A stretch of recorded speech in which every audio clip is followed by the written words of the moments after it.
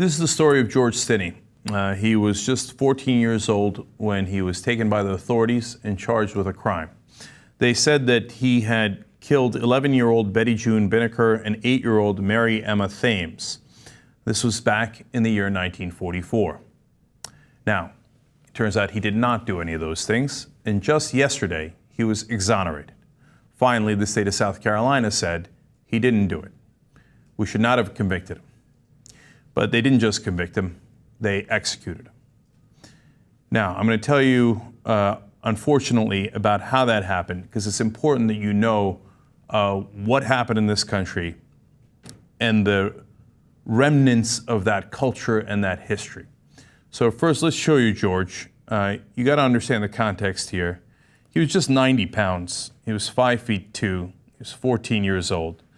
They claim that he killed those girls and threw them in a ditch, and that he had the capability of doing this. Now, did they have any evidence on him? Well, they had 3 cops who said he did it and said that he confessed to it. Did they have any witnesses? No. Did they have any physical evidence? No. Did the cops write down the confession at the time? No. Were there any blacks on the jury in South Carolina back in 1944? No. They had a law at the time that said you had to be a voter to be on a jury, but blacks weren't allowed to vote, so they weren't allowed to be on juries. In fact, almost no one there was black at all in the courtroom. 81 days after he was arrested and charged with this, they brought him to trial. The trial lasted about 2.5 hours, during which his white defense attorney, who had not worked a criminal case before, and who was going to be running for political office and needed votes in that area, did not present a single defense witness outside of Stinney. He didn't even cross-examine the police. Stinney says that he never confessed. Well, now we know he didn't do the crime. The police bring no evidence except they say, yeah, trust us, he confessed earlier. No cross-examination. The trial lasted 2.5 hours. The jury took 10 minutes to convict him. And then he was led to death row in Clarendon County, South Carolina. We actually have a picture of him being led to death row. Let me show you that. He was carrying a Bible. By the way, just if you're not absolutely clear yet that he didn't do it,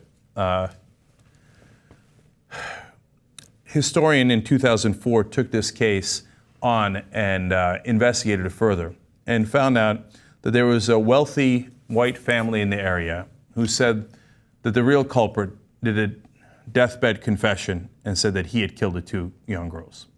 And a member of that family was part of the process that picked Stinney as the real culprit.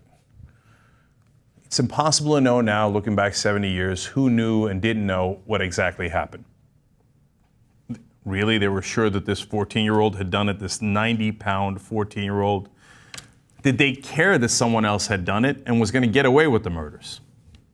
They didn't care. They strapped him into Old Sparky. That's literally what the electric chair in South Carolina was called. And then, just as this story is horrible, it's about to get worse. Since he was so young, they couldn't strap him in right.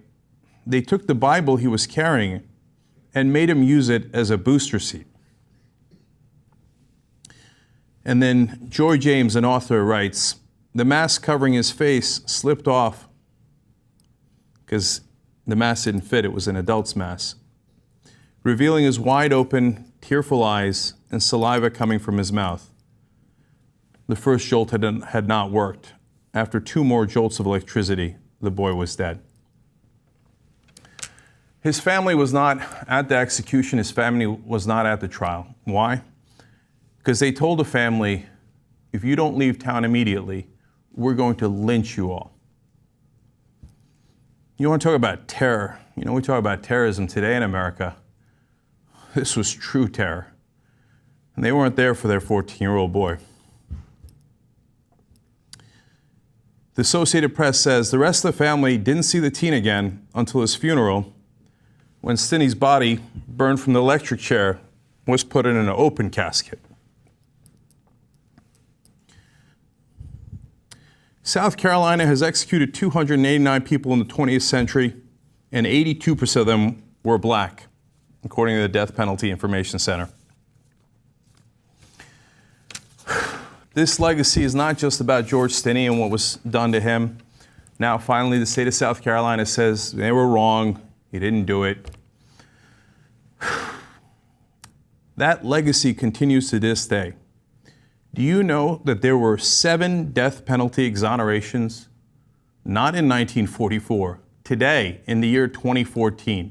7 people who were set to be executed, and it turned out they didn't do it. Let me show you the pictures of those 7 folks. Yep, 6 out of the 7 just happened to be African American. History rains down on us through the generations. This is not over.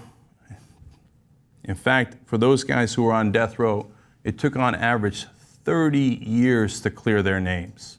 30 years they sat on death row when they were perfectly innocent. George Stinney was also perfectly innocent, but they needed a scapegoat. And in this country, especially in the South, when they needed a scapegoat, you always knew where they were going to turn. Doesn't mean things haven't gotten better, but we're certainly not at the end of that process. And we've all got to learn from this and work together to make a better system that works for all of us, so that we can all proudly call it our justice system. We're not there yet.